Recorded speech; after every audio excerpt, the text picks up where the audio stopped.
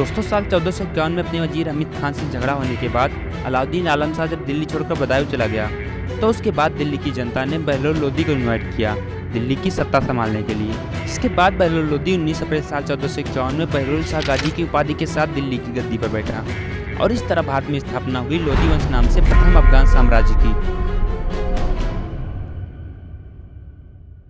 गद्दी पर बैठने के बाद उसने सबसे पहले जो वजीर था हमीद खान उसकी हत्या करवा दी। दोस्तों बहलोल लोदी ने अपना ज़्यादातर समय जौनपुर की सरकी डायनेस्टी के अगेंस्ट लड़ने में ही स्पेंड किया। उस समय जौनपुर में सरकी वंश का शासक महमूद शाह राज कर रहा था। महमूद शाह एक्चुअली अलाउद्दीन आलम शाह का दामाद था और इसलिए वह खुद को दिल्ली का लीगल उत्तराधिकारी मानता था।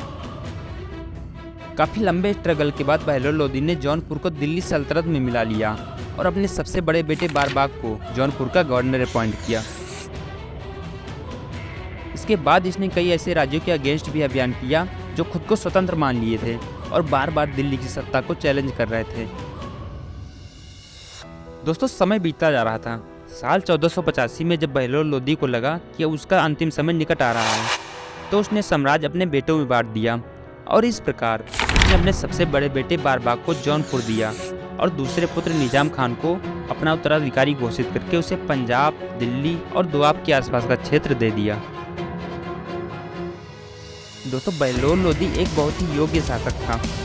उसने दिल्ली सल्तनत के सभी शासकों में सबसे ज़्यादा यानी 38 वर्ष तक शासन किया। उसने काफ़ी लंबे समय से खोई हुई दिल्ली की प्रतिष्ठा को फिर से इस्टेब्लिश किया। जौनपुर को दिल्ली में मिलाना उसकी सबसे बड़ी अचीवमेंट थी।